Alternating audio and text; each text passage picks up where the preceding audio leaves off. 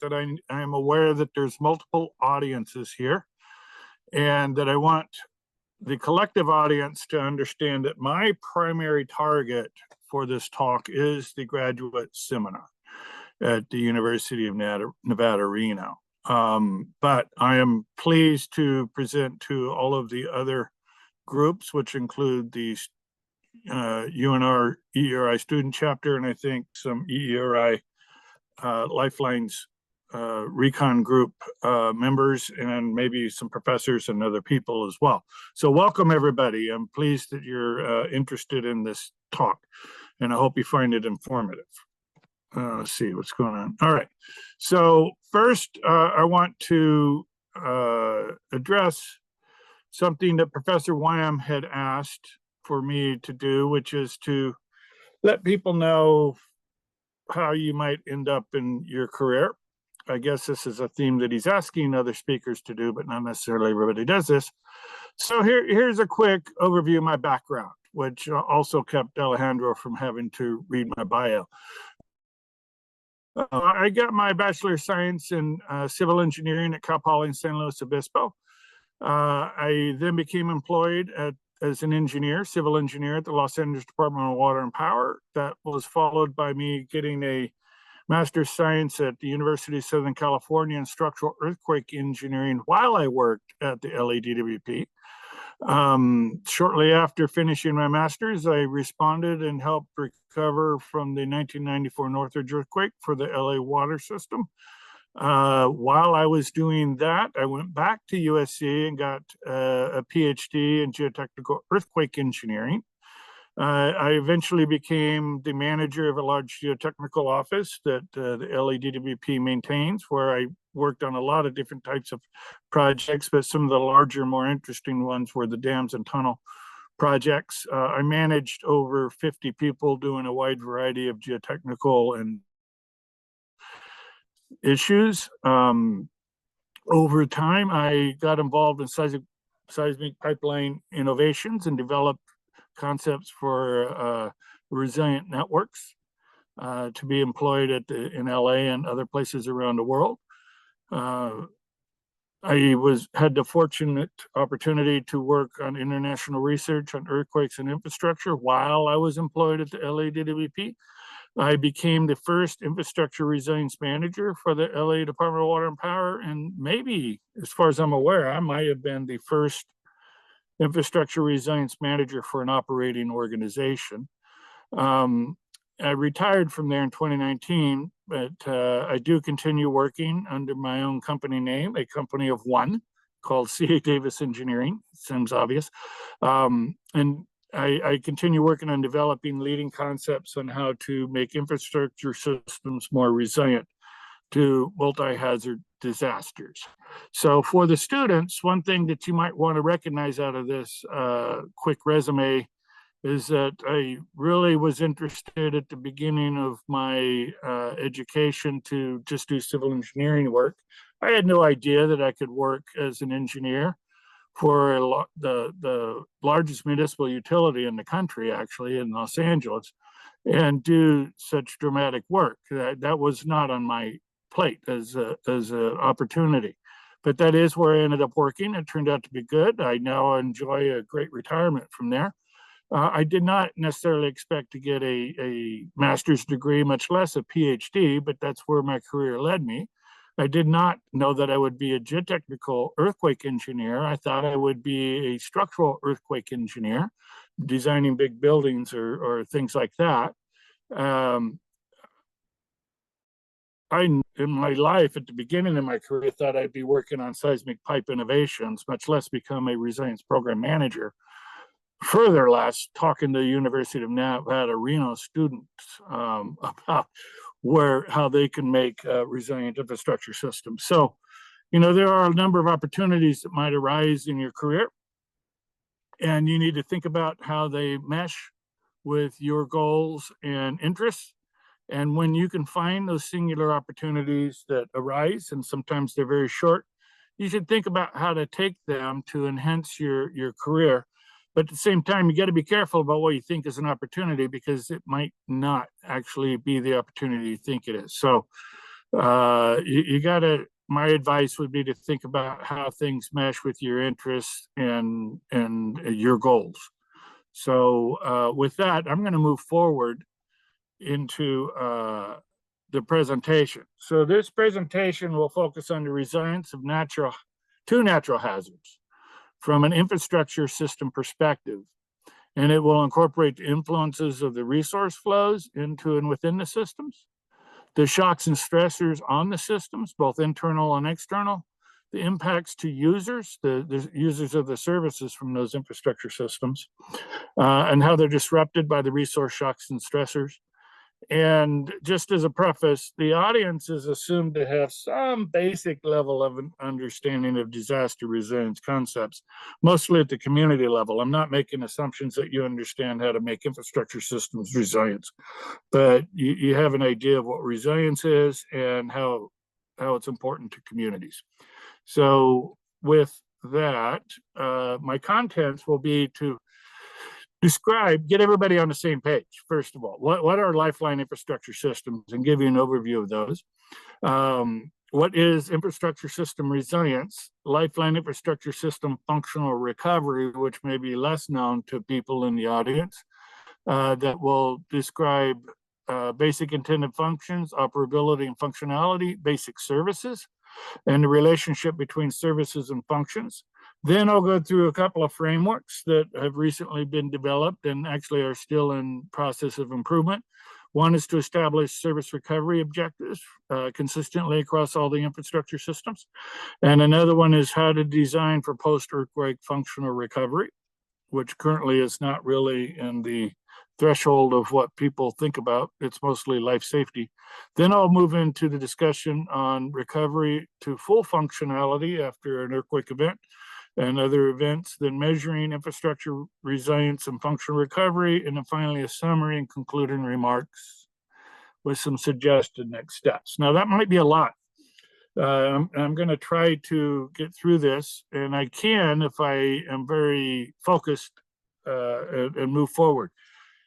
But if I fail at that, I have an alarm that will go off so that I will stop at least to give at least 10 minutes of Q&A. And of course, I could stay longer if others are able to do that and we have a good conversation. Okay, so that's where we will go. So let's first talk about Lifeline infrastructure systems.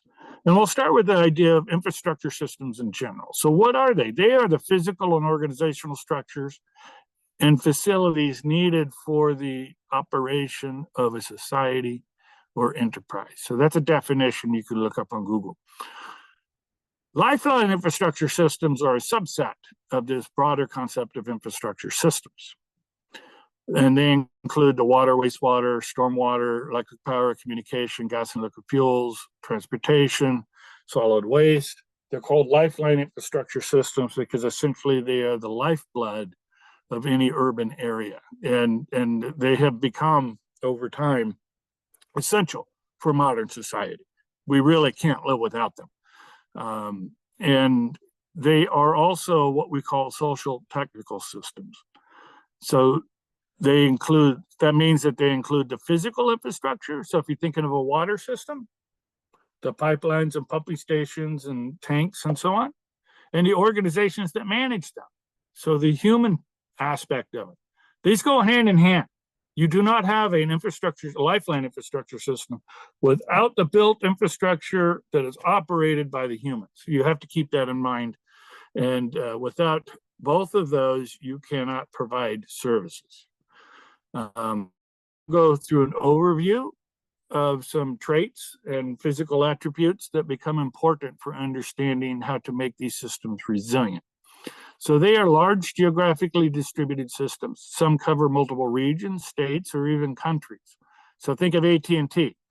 They're international. They're actually going into space, right? They're using satellites. Others are limited to the city scale. So think of a water or sewer system in a small town, or even huge cities like New York or Los Angeles or Chicago. They're made of numerous interlinked specialized components. They're designed and built over long timeframes. And they use a variety of standards, procedures, and materials over the time to build them out. And they're continuously being modified. They are interdependent and they are co-located, meaning that the performance of one affects the others. And the proximity means that failure in one can result in unintended damages to others. They need to be intimately coordinated, but yet in practice, they tend to operate in silos. And the failures in a single system can result in cascading failures in other systems that can result in public health and safety concerns. Those types of concerns may include flooding, explosions, fire, electrocution, contamination of water, blocking mobility or communication, and a wide loss of services. All of those are represented in this figure on the right, which is a photo of Balboa Boulevard shortly after the shaking stopped from the 1994 Northridge earthquake. Balboa Boulevard is an evacuation route for the northern San Fernando Valley, but it had a liquefaction-induced lateral spread and a very shallow slope that broke water and gas pipelines and electrical conduits that are buried in that street. The truck that you see in this image was trying to go through the water, and its spark plugs ignited the gas leak, caused an explosion, burned 7 homes and electric power, and just created a lot of havoc. So this gives you an idea of the interrelationships between and the importance, actually, of these, because as I'll show you in a case study later, this and 79 other large diameter pipe breaks in Los Angeles removed water to almost 700,000 people in about 10 seconds. So I'll show you how that relates to understanding resilience. So further traits, no, I finished the traits, but what we aim to achieve some level of resilience and functional recovery during disasters across all lifeline infrastructure systems. So everything that I've talked about so far is kind of generalizing statements that are applicable across all those infrastructure systems that I mentioned. As you get deeper into one of them, you'll find very specific traits that might not cut across the different sectors. But to reach this aim, we must first define what it means to be resilient. That's a big question, and I think we don't really understand that as an industry, and it's important for us to collectively understand it consistently.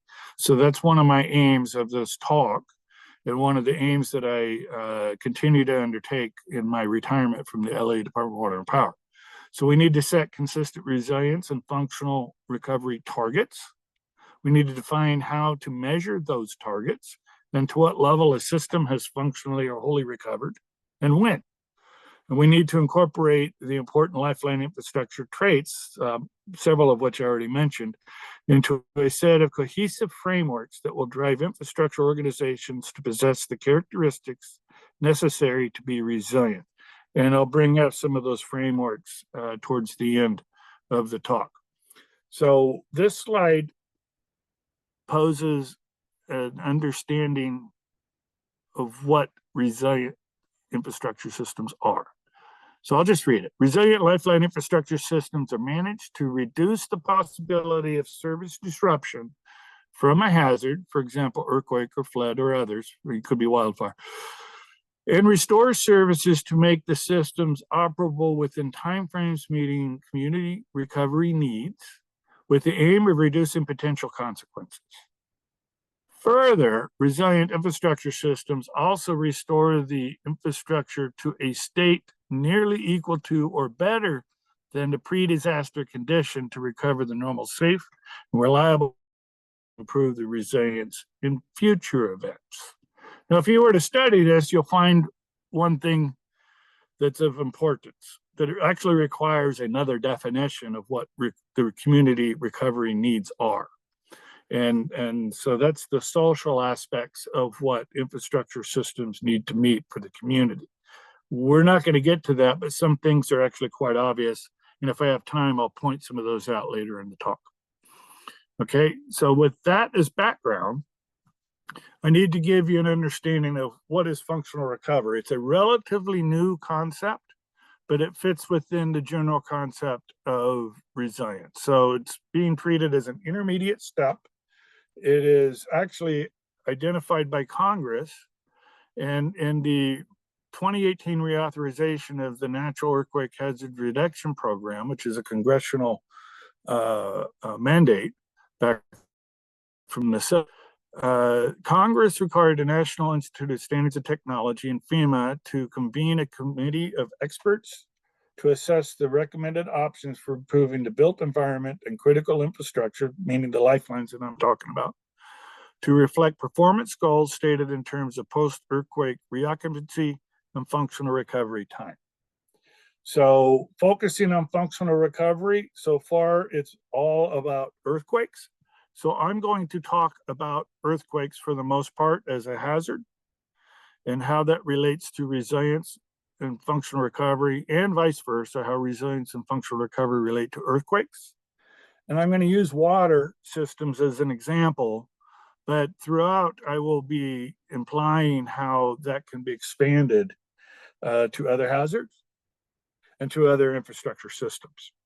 So I will actually move in and out of water specific stuff and general infrastructure applications, but most of it at the beginning is all about earthquakes, and only a little bit at the end do I point out how you can expand that to other hazards and how some dangers of just implying one hazard completely is applicable to other hazards. So a little bit of a caution will come out.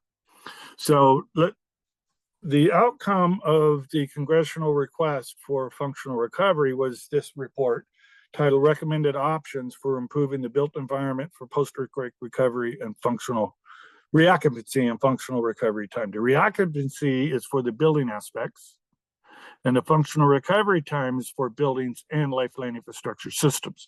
So this report addressed buildings and infrastructure systems together, but recognize that there are some differences because buildings are addressed at a site-specific location, but as I mentioned before, the infrastructure systems are spatially distributed and they're interlinked.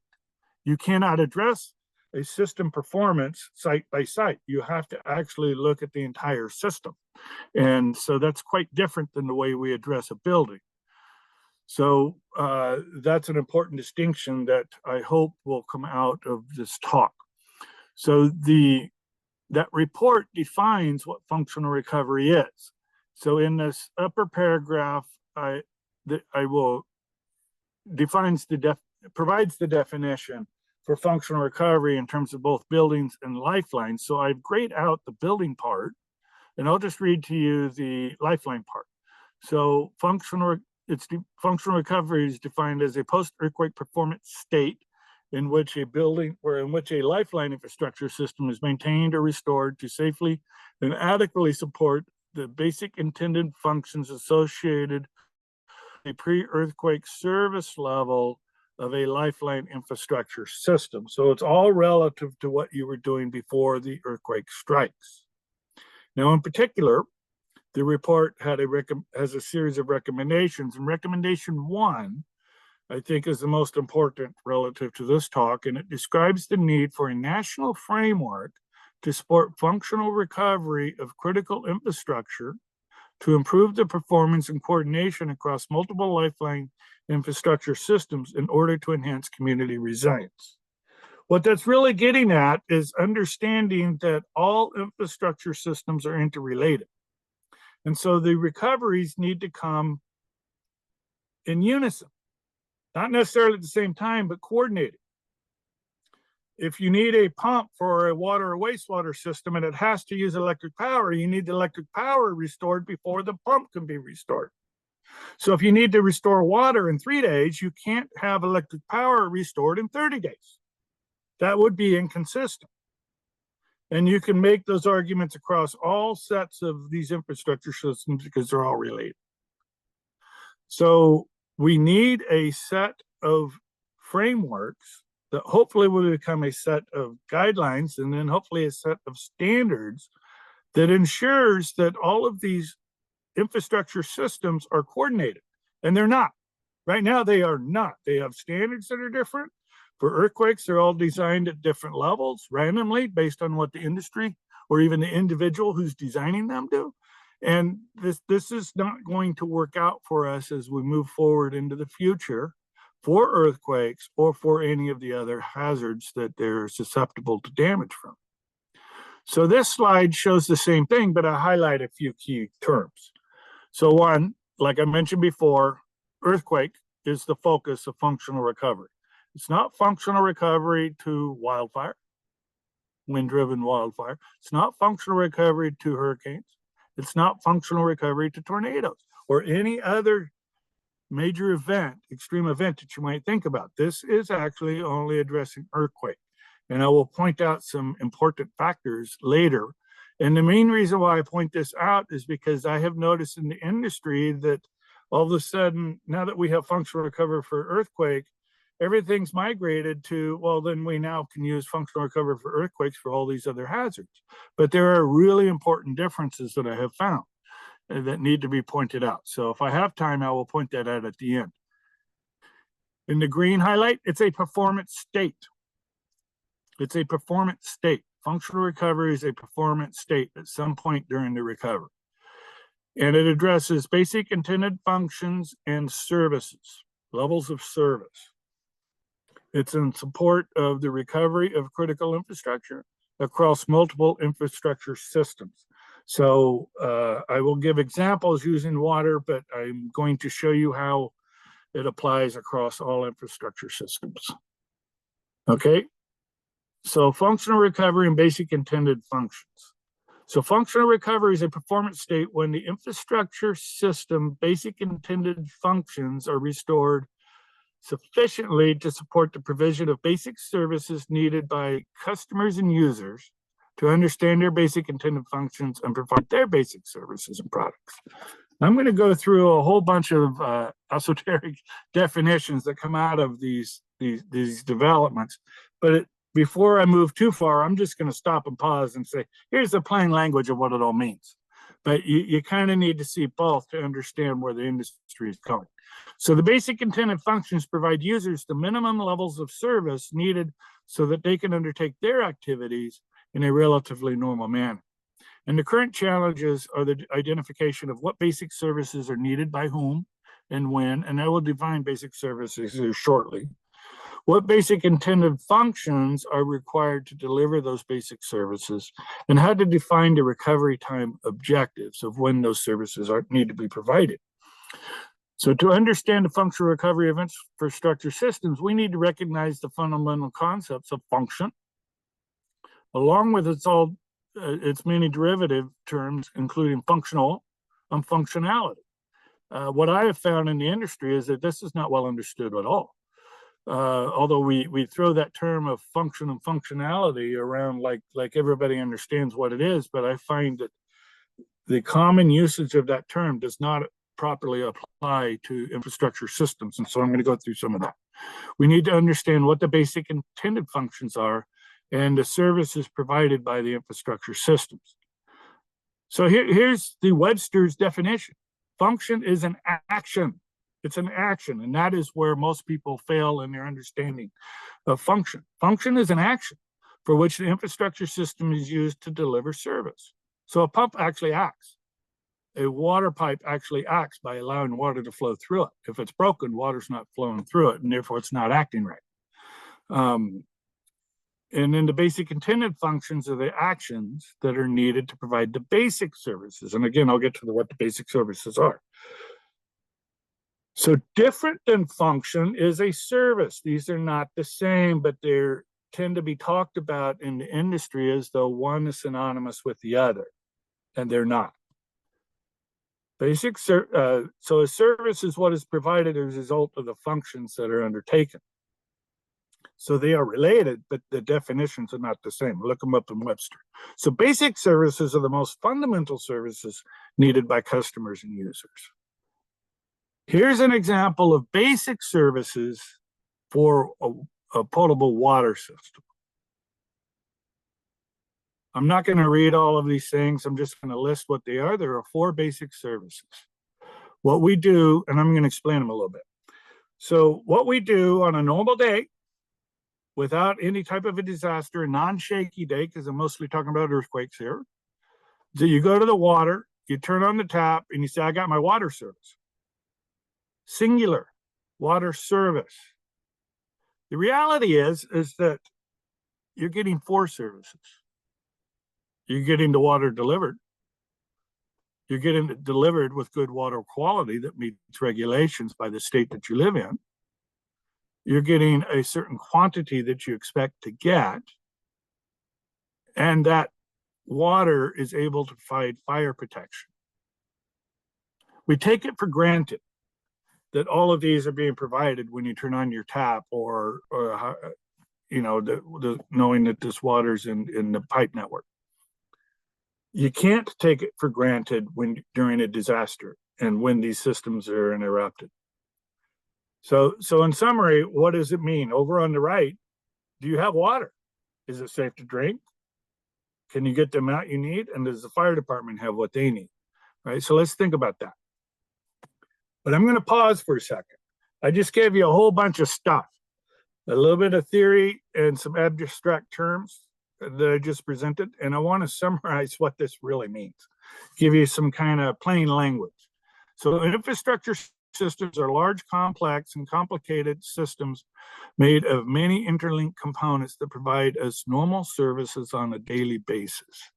When an earthquake or other extreme event strikes, services are disrupted, severely affecting communities.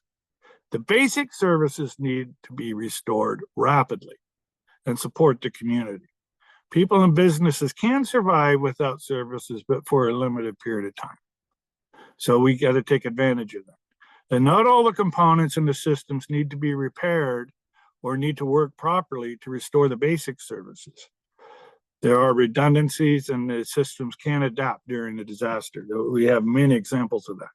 Also, the daily services are not all needed for people to begin to resume the normal activities.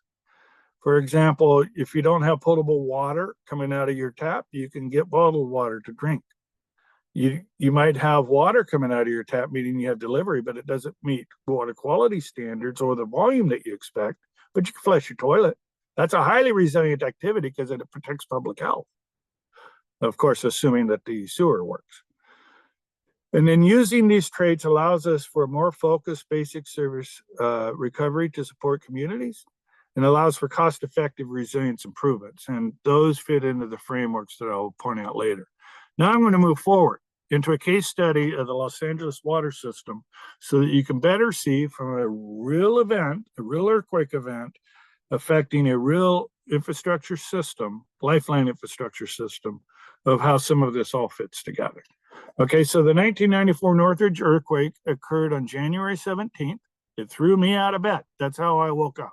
So I was in the heat of it. It was a magnitude 6.7 earthquake, occurred on a thrust fault. It was actually blind. They didn't know that it didn't reach the surface. That's why it's called blind, that fault.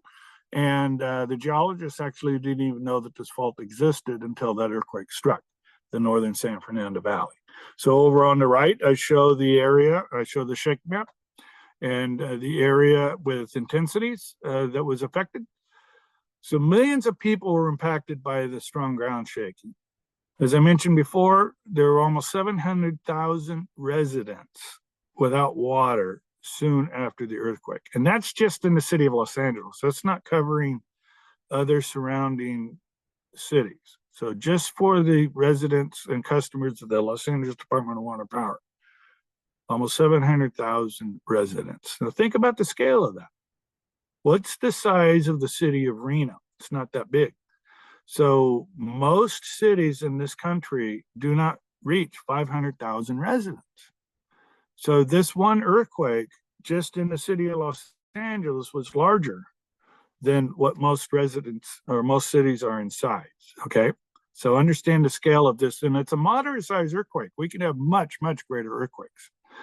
So another 180,000 people, and they had reduced pressure. Even though they had water, it was not meeting all of the normal things, okay? So I'm showing over on the right here the areas without water within the city of Los Angeles. So you see the pipe network, the large The red lines are the large diameter pipelines.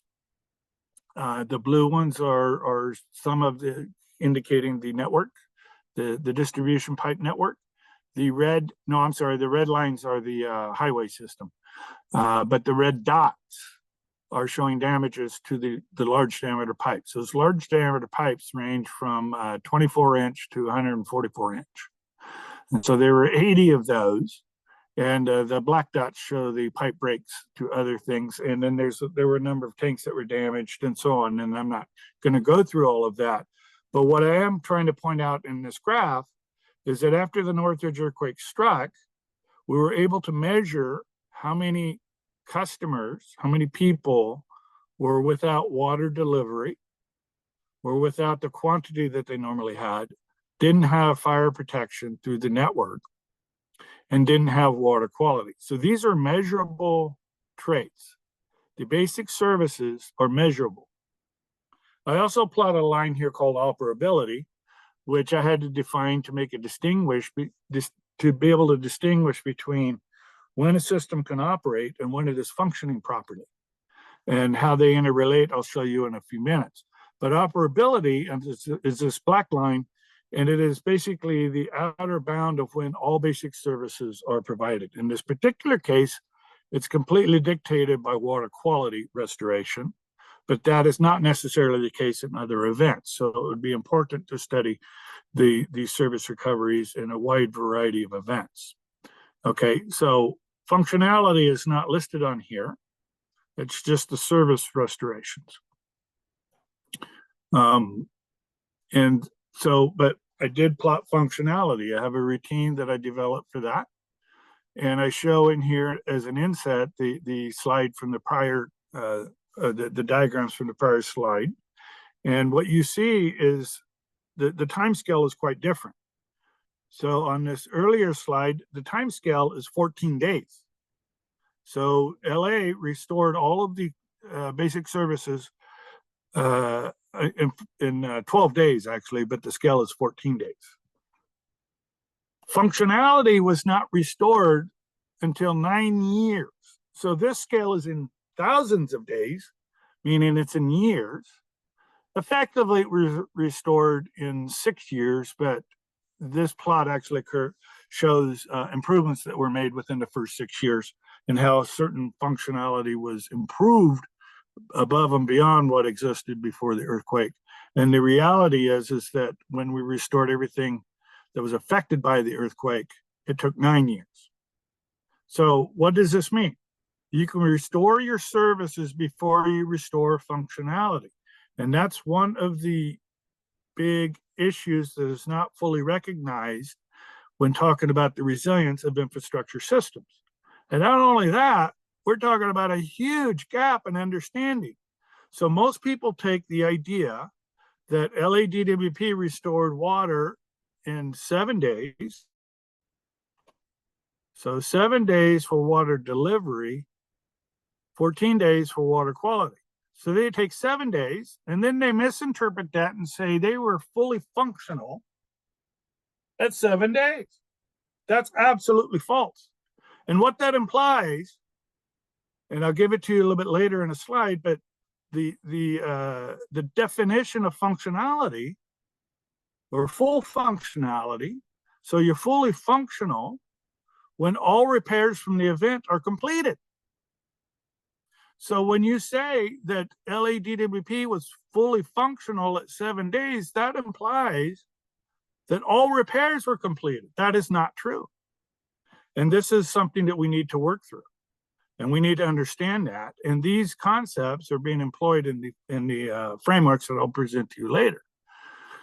So let's talk about these two terms, operability and functionality. So operability is achieved once all basic services are restored. The system is able to provide the basic services to customers at pre-disaster levels. However, the system may not be fully functional, although it could be, but it doesn't have to be. So for example, LA water was restored in 12 days, as I mentioned, and that was completed by making 8 out of 80, 1/10 of all the transmission line breaks. Only 1/10. So 72 big pipes were still not repaired, but we were able to get water quality restored to everybody, and they were able to act as normal during the disaster with respect to the water being provided to them. And that's important for the resilience of a community. So operability is the measure of resilience and support of the community. Functionality describes the ability of a system to reliably perform. So we were able to perform sufficiently to get the water to everybody, meeting potable water quality standards for the state of California within 12 days. But that system did not reliably perform. We used what we call band-aids to get a lot of this stuff together. It could have potentially failed if there's another big shaking or just from pressure changes or something like that. But we were able to get through. Okay, so functionality, we need to understand that a highly functional system can provide basic services prior to completing all infrastructure repairs. The damage imposes constraints that do not allow the system to function at its pre-disaster performance and reliability. Okay, so I already talked about that at 9 years, but understand that this is a measure of system resilience, whereas operability is it's a measure of resilience that supports the community. And both of these are important to understand. So I'm going to give you here, or I show you here, a conceptual representation of system functionality and operability. This is very idealistic, but it helps make the point. So operability is plotted in orange and functionality in the dark gray. So when the earthquake strikes, you see both functionality drops and operability drops, because in this concept, there was enough damage to reduce the ability to provide all the services, the basic services. So functionality starts being restored, where the curve starts going up, and it can be restored to the same level that it was before the earthquake, listed as R2 equals same as old. It could be restored better so that things could be improved above and beyond what existed before the earthquake, or it could be restored to something less than what it was before the earthquake. And as those restorations are made, or the repairs are made, or the patches are made, or however it's done, operability begins to be restored. And it restores at some time equal to or less than the time for full functionality. And we call that complete operability. And both measures are needed. So down at the bottom, we talk about the time to restore operability and the time to restore functionality. And operability is restored at or before functionality. The more resilient a system is, the more rapid operability will be restored before functionality. So I'm going to blow this diagram up using this highlighted square in this next slide. And I'm going to show how basic services fit into this at scale. So this is the same curve of functionality and operability. And now I added basic service categories 1 through 4. So think of those as the 4 water system basic service categories. So they all fit into this. They're bounded by the operability curve, similar to what I showed for LADWP. So now let's talk about functional recovery. That's a function, that's associated with the restoration of basic intended functions. So the basic intended functions are now plotted here. So you see the horizontal dashed lines are moving to where it meets up with the basic, the functionality curve, and then move up to actually it goes backwards. So where the basic services are restored, if you draw the line down to the functionality curve, that's the level of functionality that you need to achieve and attain those basic services to all the customers. And so you can measure these, and it identifies the time to restore operability. So functional recovery is defined in terms of basic intended functions and the time to restore services. But you can't actually identify for a Lifeline infrastructure system the time that functional recovery is completed for the system, because it has thousands of different customers, usually, sometimes millions, and each one has its own use of the service. So some people don't need anything more than delivery of water, as an example. Some might need all of the basic services to be able to move forward as normal, as they did before the earthquake. And depending on what each customer needs or user, that defines functional recovery for them. But since there are an potentially infinite amount of customers, you can't define on a curve exactly the time that functional recovery is restored, but you can identify that functional recovery is restored by the time complete operability is achieved. So that would be the performance state that is mentioned in the definition of functional recovery. Okay, so I think that just all of that is listed here. So on the right, you see where the basic attendant functions are restored, which are identified by those dashed lines that I described earlier. Okay, so then moving on, let's now generalize this a little bit. So I kind of walked through it, starting with the example of LADWP water system to the Northridge earthquake. Defined, that's where we come up with the definition and understanding that there actually are basic services. It's not the normal services that you get. And now we can generalize that and say, you know what? That concept actually applies to all infrastructure systems, but a little bit differently. So I list all of the Lifeline infrastructure systems in the left column. I list all of the basic service categories across the top, and identify with an X in this table which ones apply to which system.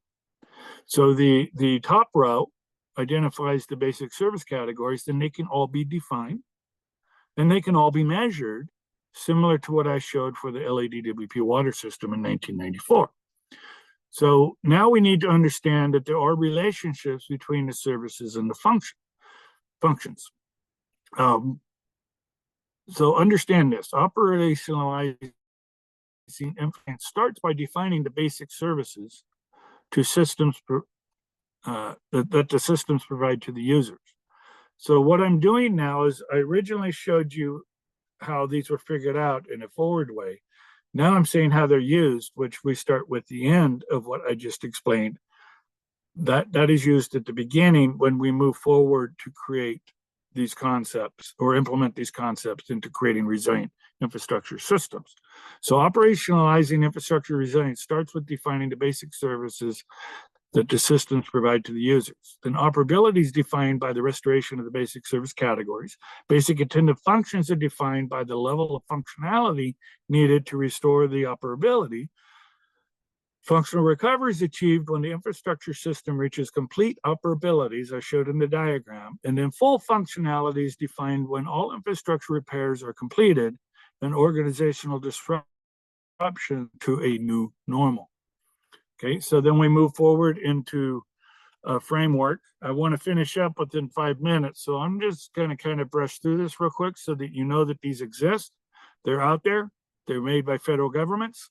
I was the lead researcher on this after I retired from DWP, so you can download these. This particular one, FEMA P2234, which is a framework to establish Lifeline infrastructure system service recovery objectives for seismic resilience, is not quite done. FEMA's still reviewing it. Hopefully it will be released and published soon, and it might actually be under a different name, but it will have the same FEMA P2234 title or number. And I list here the national experts that we use to develop this framework. So it's based on service recovery objectives, which are defined by the needs of the community served, not from the existing Lifeline infrastructure layout and functionality. And those objectives are used to establish future resilience improvements to the systems.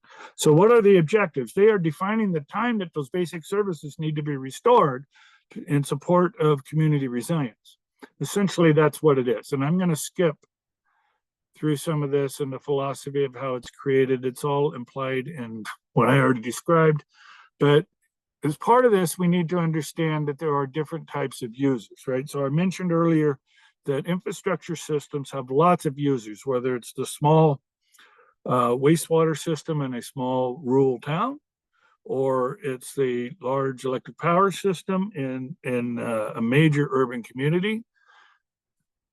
There are lots of them. You can't track all of them together. So what we decided to do is to think about in terms of just three types of users. One, there are critical users A, which are those associated with life safety and public health. There are critical users B, which are those needed in support of critical community resilience activities. And then there is critical user C, which is everything that's not an A or a B. So essentially there's two clear definitions and then everything else. So the critical user A are very clear. Think of hospitals, emergency evacuation centers, fire departments that need to fight fires and so on. These are pretty clear. These are unanimously important across all urban areas. Easy to define. We shouldn't have a debate over what those are. Critical user B, sometimes it's a little more difficult. You know, is it the grocery store? Is it the school? Yeah, it's both of those. But then is it the sports complex? No, it's not actually. Unless the sports complex is an emergency evacuation center, which then makes it part of A. But it's not the bowling alley, unless that's used as the emergency operations center, right? But there are things that just aren't important during a disaster, but they might be very important on any other given day. So not everything is equal during a disaster. And then we need to understand user adaptations. These are the things that the Lifeline infrastructure customers and users must do to survive physically, socially, and economically. So there are multiple ways that you need to survive. An attempt to recover their daily activities when the basic services cannot be provided through the network. So what are adaptations? Well, some of these things are quite basic. Choosing bottled water, potable toilets, potable showers, power generators. Sometimes the water might be delivered through tanker trucks. Maybe it's deferring laundry. You got to wear your same clothes twice before you can wash them or something like that. Maybe you need to relocate. You got to adapt by relocating maybe to friends or relatives' house where these services actually are available. Maybe you temporarily close a business because that's better solution than trying to work through when all of these services are not available. So some adaptations can result in serious consequences if you need to use them too long. And some are very serious consequences if you don't have them at all, like you need potable water within 3 days or people will, and animals will perish. Pretty big, significant public health issue there. So, you know, if you are forced to use these adaptations for too long, it becomes detrimental. So there is a time frame of which these services must be restored. And it's important for the infrastructure systems, the management of these systems, to understand the duration of which these basic services can be provided and ensure that they are provided when you are unable to provide the services through the network. So taking a bit of a leap here, and again, we're talking about earthquakes, you can define the recovery of these services over different levels of events. Here I pose 4 different levels of earthquake events, tied 1 through 4, tied through different earthquake event return periods with philosophies of what they really mean. So level 1 is a relatively small event that provides limited or no damage and limited to no effects to the users, meaning that the users would not have to make any adaptations or very limited. So that would be like a magnitude 5.5 or smaller, 6.0 maybe in some cases, or smaller. Then level 2, you know, you got some significant damage. Users have to start using adaptations, but only to a limited time. Level 3 is you got to use adaptations that might push the limits, but not exceed the limits of the community. And then level 4 are the rare, but plausible, they actually will happen, like a magnitude 8.2 on the San Andreas Fault in northern or southern California, a magnitude 9 in the Pacific Northwest. These things happen. We have to think about how to deal with it. You might not be designing for the ground motion for those, but they may happen. And so the infrastructure system needs to be able to contain the effects of those, even though they might not fully be designed for those. And that would be a resilience activity. So here's an example result of what performance objectives, service recovery times might look like. So I show for water, the basic service categories on the left. I show how it affects the different critical A, B, and C customers. And then on the right side, I show the 4 levels of events and the range of times of which we might come up with as target recovery durations based on the framework that I just quickly summarized. That leads as input into the next framework, which is to design lifeline infrastructure for post-earthquake functional recovery. This is a whole new concept. We have not in the past really designed or had guidance on how to design for recovery. All design guidance up to now has been for life safety, not how to make it work after the earthquake. The building code, by the way, is really, if you meet building code and the design level shaking actually occurs, the building code's purpose is to allow for safety, but not to ensure that that structure is usable after the earthquake. That's an epiphany to people, but that is actually the philosophy of the code. But that doesn't allow for functional recovery or recovery of a community after an earthquake. So we're now looking at this differently. I'm just going to quickly summarize this. So this shows the importance of the built assets and the human agency and how they interact. We use performance-based design procedures, which includes the adaptations. And essentially, you come up with some preliminary designs of your system, preliminary strategies and policies for your organization. You run those through some analyses. You determine if you can meet those performance objectives that I just summarized. If you cannot, you need to make a change. You either change the performance objectives or the recovery objectives. You might change the layout and the design or the policies and procedures until you come up with some kind of a solution that says, yeah, I can meet these different levels for different earthquakes. And at that point, now you get to the yes at the bottom and move to the right, and you finalize and you move forward with your improvements and mitigations. Within this framework, we have an assets framework and a organizational actions framework. This shows the performance-based procedure for the assets framework, where the system is designed to meet the target objectives, and the components making up the system are designed to prepare the system to meet the target service recovery objectives. So you look at it at the component level and at the system level and analyses of each. There are 11 steps to get through that. I don't have time to go through it. This is the organizational actions framework. It's analogous. I'm going to skip through that. There are 10 steps to get through it, all laid out in the diagram or in the report.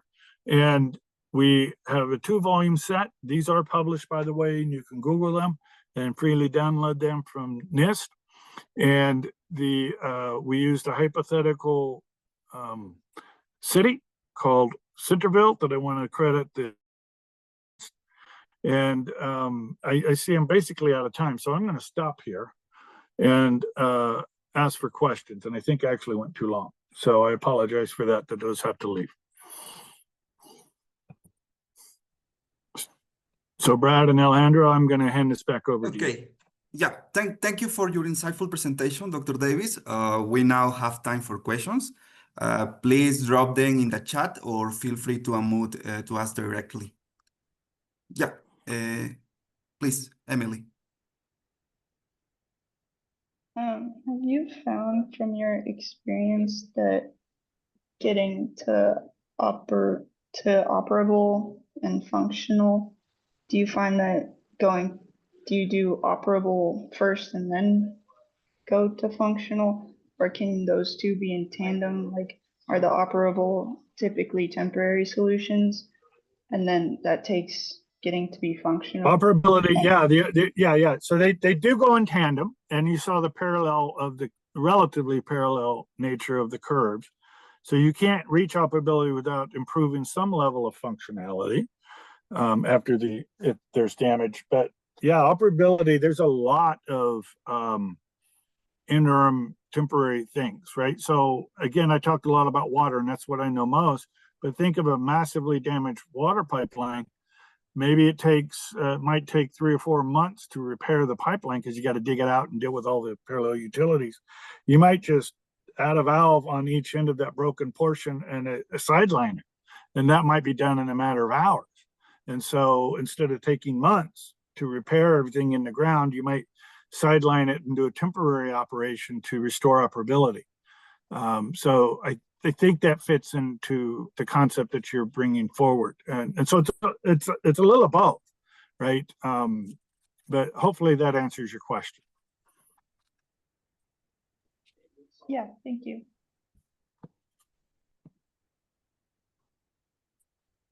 Please, Dr. Wang.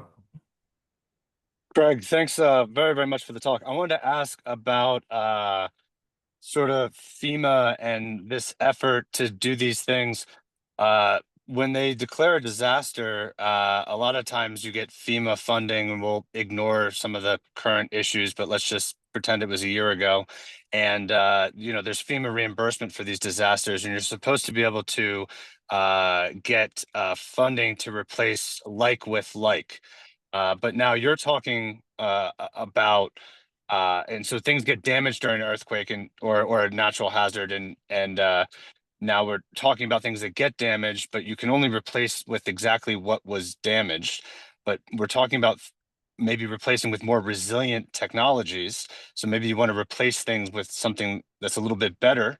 So is some of the conversation here being able to replace things with better technologies that are more resilient? Are there any of those type of conversations happening through this kind of process? You understand what I'm kind of getting at there?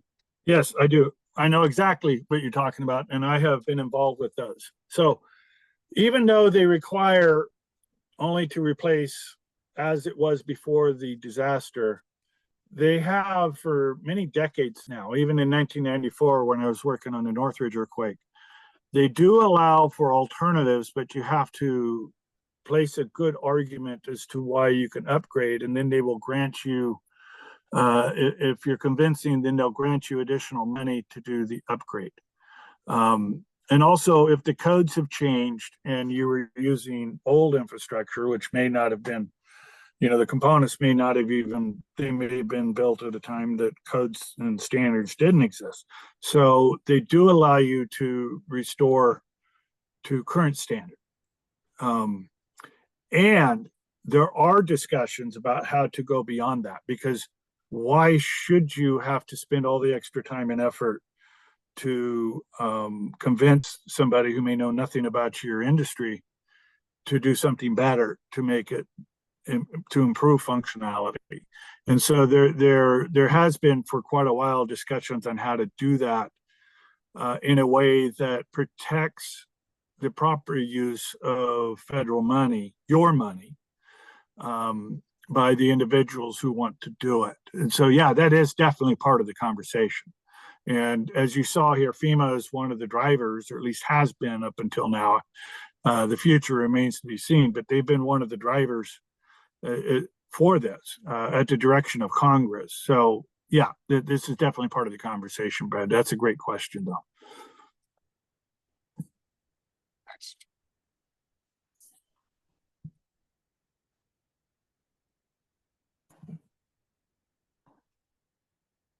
Any other questions? Oh, I also have a question myself, Dr. Davis. For graduate students working on resilience modeling or site response analysis, which research areas are most needed to advance Lifeline infrastructure resilience, in your opinion? Well, there's a lot that's needed. So I'll just name a few that are always on the top of my mind. One is defining the performance and the recovery times that are needed in a practical way. And there's a lot of research that's needed, and that needs to be coordinated with social scientists. But you establish that, and then how do you get it into practice, right? Another part is in modeling. So you see that I defined the basic service categories. My experience with modeling is none of the models actually measure. They're all coming out of research, but none of them actually measure what the infrastructure systems need. So for example, the research models that I've worked on or worked with researchers for 30 years for the LADWP using the Northridge earthquake, I could never get a modeler to say, well, how many people are actually getting water? Does it meet water quality? What is the volume that they would get when you're restoring them? They actually don't do that. They really just say, if I measure pressure, then I'm meeting fire flow. Well, that's not true, because you might have the pressure, but you might not have the volume in the tank storage because the tank is damaged. These things are not being measured. I would suggest that it's the same for electric power if you were to study that table, and all of the other systems. So the modeling doesn't actually measure what we need in practice. It's a researcher's idea. It also doesn't distinguish, the models rarely distinguish between functionality and operability. So once you're operable, most of your money is actually spent on making all of the extensive repairs that might take another decade or at least several more years. But that's not even being modeled, because the researchers stop it short and say, everybody's got their service, so I'll call it functional recovered, and you're full function. Absolutely not. And they're disregarding the majority of the cost of a disaster.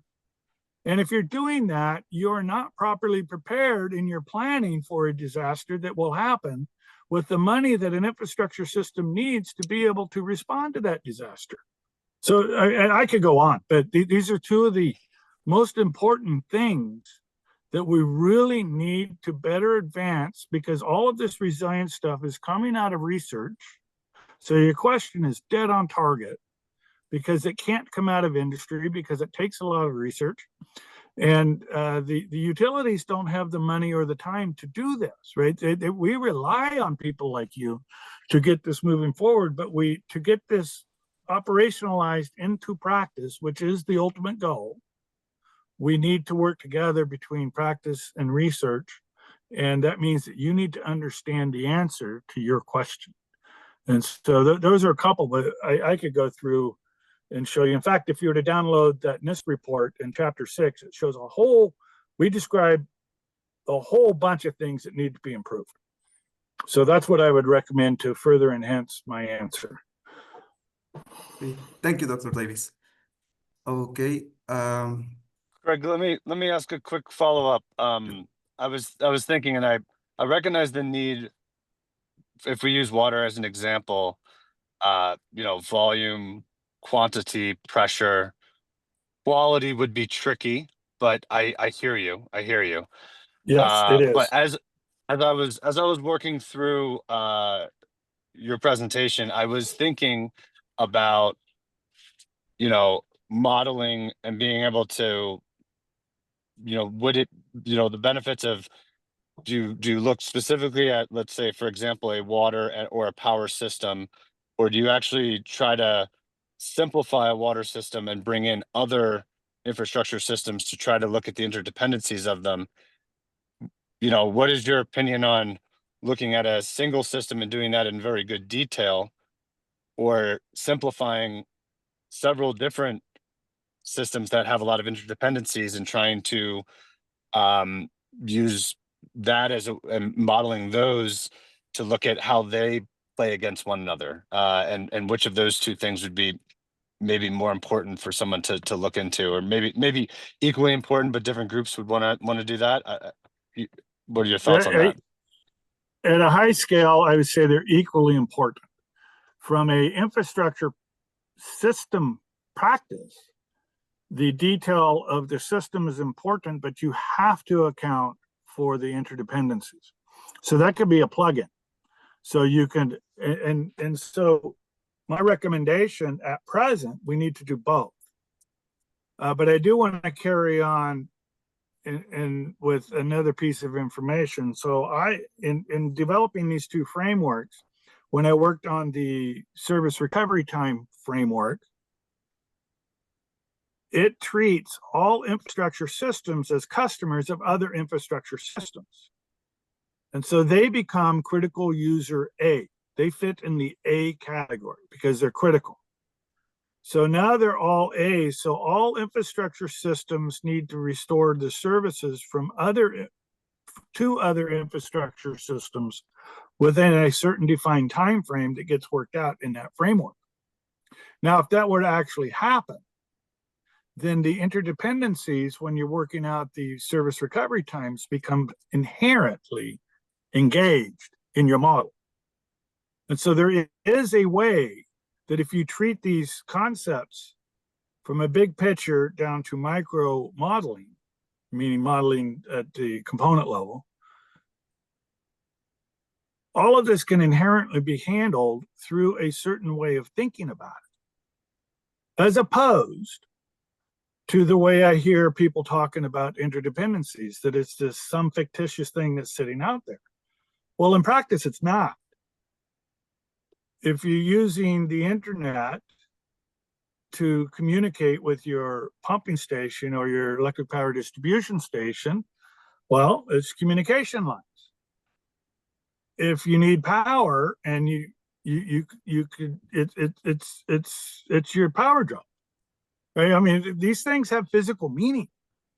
And if you can't run your pumping station without the electric power drop, well, maybe you think about putting in backup generator, but now you need a way to get fuel to it. If you have 24 hours or 72 hours of fuel and the disaster is going to last longer, you got to have transportation, and you have to have a way to get your fuels, whether it's natural gas or diesel or whatever it is, gasoline. But all of that can easily be accounted for in terms of the concept of services. So they all have to work together with this knowledge. So it is important that we do think about it in terms of this abstract idea that there's all these wacky interdependencies.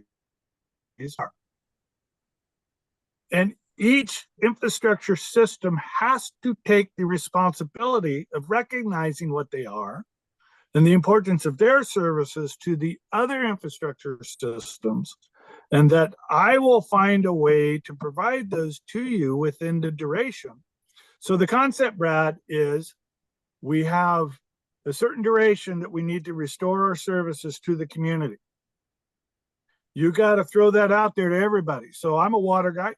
So water has basic services that need to be restored in X, Y, Z, and D timeframes. This is what I can provide to you. The electric power might say, no, I need the power. I need the water to run through my power plant to generate the power and cooling for the coal generator, right? And all of this. That doesn't work for me. It's like, well, then I need your power and I need the natural gas and I need the transportation, right? And so immediately the complications come out of the woodwork, but they have to communicate. They can't remain in the silos that they have. And so that's why I actually responded to Alejandro that these services are really important, because it's what drives the understanding of what these interdependencies are. It will come not from the researchers trying to figure out this abstract idea. It will come directly from the infrastructure organizations if they're all doing this within the same region together. And that's what we really need to be driving. Hopefully that makes sense to you. Okay, good. Yeah. Well, Go ahead, I think, Alejandro. yeah, I think we have reached the end of our time. So thank you again, Dr. Davis, for your time and insights. And thanks to all the attendees for joining us today. We'll circulate the recording via our EERI UNR channels. Enjoy the rest of your day. Thank you. Okay, thank you everybody for attending. Oh, hi, Selchuk. You just turned on my good friend Selchuk of many, many years.